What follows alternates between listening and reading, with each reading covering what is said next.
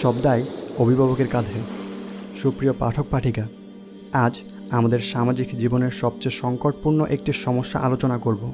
তা হলো ঘরে ঘরে শেয়ানা যুবতী কন্যারা বিয়ের অপেক্ষার প্রহর গুনছে। অন্যদিকে অবিবাহিত যুবকেরা চিন্তায় বিভোর হয়ে আছে। তারা বিয়ের পথ খুঁজছে, অলিগলি ঘুরে বেড়াচ্ছে, কিন্তু এই দুদলের মাঝে বিশাল অন্তরায় সৃষ্টি হয়ে আছে, যে অন্তরায় তাদেরকে হালাল মিলনের পথে বাধা দিচ্ছে। অনেক ক্ষেত্রে দেখা যায় যে অভিভাবকেরা ছেলেমেয়ের মনের ইচ্ছা আকাঙ্ক্ষাটা বুঝতে চেষ্টা করে না, কিংবা বুঝলেও না বোঝার ভান করেন। ছেলে বা মেয়ে কেমন পাত্র বা পাত্রী পছন্দ করে তার দিকে ভ্রুক্ষেপ না করে তারা নিজের ভাষায় গরুর রচনা তৈরি করার মতো ৯-৬ মিলাতে বেহুদা প্রচেষ্টা করে। এর দ্বারা ছেলেমেয়ের ইচ্ছাও প্রতিফলন হয় না, আবার নিজেদেরও খায়েশ মিটে না। বরং এর কারণে বাবা মা কিংবা অভিভাবকের সাথে ছেলেমেয়ের সুসম্পর্কের অবনতি ঘটে। অন্যদিকে অভিভাবকের প্রেস্টিজ মতে পাত্রপাত্রী না মিলায় কিংবা ছেলেমেয়ের ইচ্ছার প্রতিফলন না ঘটায় তাদের সামনে রঙিন অবয়বে ধরা দেয় জেনা আর ব্যভিচারের ময়লা পথ। অথচ কুরআন মাজিদে ইরশাদ হয়েছে, তোমরা ব্যভিচারের ধারের কাছেও যেও না। নিঃসন্দেহে এ হচ্ছে একটি অশ্লীল কাজ এবং নিকৃষ্ট পথ। বনি ইসরাইল আয়াত ৩২।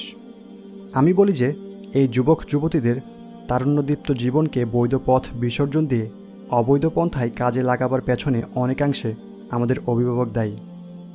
আর এই কারণেই যুবক যুবতীরা জৈবিক চাহিদা মেটাতে নানা পন্থা অবলম্বন করে থাকে, কারণ সেখানে কোনো বাধা বিপত্তির ধার তাদের ধারতে হয় না। যুবক যুবতীদের উচ্ছন্নে যাওয়ার পেছনে সবচেয়ে বেশি দায়ী হচ্ছেন সম্মানিত বাবারা।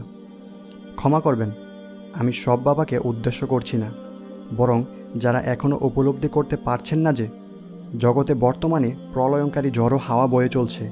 সেই বাতাস চরিত্র, নীতিনৈতিকতা, ইজ্জত আবরু সব কিছু ধূলিসাৎ করে দিচ্ছে। এর কোনো প্রতিষেধক নেই, মুক্তির কোনো উপায়ও নেই।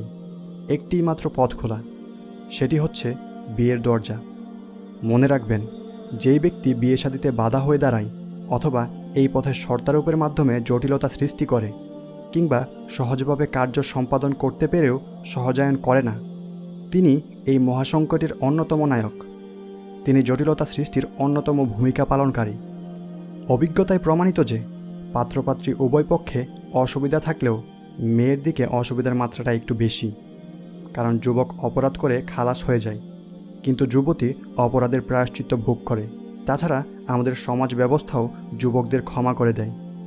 তাদের ক্ষেত্রে বলে, আরে একটা যুবক মানুষ, কিছু একটা দোষ না হয় করেছে, তওবাও তো করেছে। কিন্তু মেয়ের বেলায় ক্ষমার এই দৃষ্টিটা দেখা যায় না। তাকে চির অপরাধী হিসেবেই দেখা হয়, তাকে মনে করা হয় অলক্ষণে, তাকে ভাবা হয় নষ্টা পাপিষ্টা। হ্যাঁ, মেয়ের বাবা যদি বিচক্ষণ হয় তাহলে কন্যার বিয়ের ব্যাপারে জলদি কাজ আঞ্জাম দিয়ে থাকেন। এই অর্থে নয় যে মেয়েকে বাজারে উপস্থাপন কিংবা প্রথমবার যে প্রস্তাব দেয় তার হাতেই সুপুর্দ করেন, বরং তার জন্য শরিয়ত সম্মত পথের অনুসন্ধানে মগ্ন থাকেন। ছেলের দিনদারি, চরিত্র ও নীতির বিশেষ গুরুত্ব প্রদান করেন। দিনদারি ও নীতিনৈতিকতা পছন্দ হলে দ্বিতীয় পর্যায়ে ছেলের পরিবার তাদের আচার আচরণ এবং চিন্তা চেতনায় দৃষ্টি দেন। যদি ছেলে ও তার পরিবার উপযোগী হয়, অর্থ সম্পদে এবং বংশগত দিক থেকে কাছাকাছি হয়, সেই সাথে মেয়ে বাবার ঘরে যেভাবে লালিত পালিত হয়েছে স্বামীর বাড়িতেও সেইভাবে জীবনযাপন করতে পারবে বলে বিশ্বাস হয়, তাহলে বাবা এবার কবুল করে নেয়। বিবাহের অপরিহার্য অংশ হল দেনমোহর। তবে হ্যাঁ, তা অবশ্যই মধ্যম পর্যায়ের হওয়া চাই, যেন প্রস্তাবিত দেনমোহর ছেলের উপর বোঝা না হয়, আবার মেয়ের হকও নষ্ট না হয়। যদি ছেলে সৎ হয় আর টাকা পয়সা তেমন না থাকে, অধিকাংশ যুবকের অবস্থাই এমন, তাহলে মোহর বাকিতে পরিশোধ হতে পারে।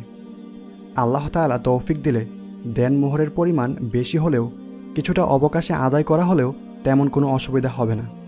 বিয়ের ক্ষেত্রে যেসব বিষয় আবশ্যিক নয়, প্রত্যাশিতও নয় এবং বিবাহ বন্ধনে সমস্যা সৃষ্টি করে, সেগুলো হচ্ছে প্রচলিত অনুষ্ঠান আয়োজন। এসবের জন্যে অভিভাবককে জবাবদিহিতার সম্মুখীন হতে হবে। অভিভাবকের অবহেলার কারণে যদি ছেলে মেয়েকে সঠিক সময়ে বিবাহ দেওয়া না হয়, তাহলে এই ছেলে মেয়ে তাদের যৌন উত্তেজনা নিবারণের জন্যে যত প্রকার অন্যায় কাজ করবে, তার ইহকালীন ও পরকালীন পাপের একাংশ অবশ্যই সেই অভিভাবকের ভোগ করতে হবে।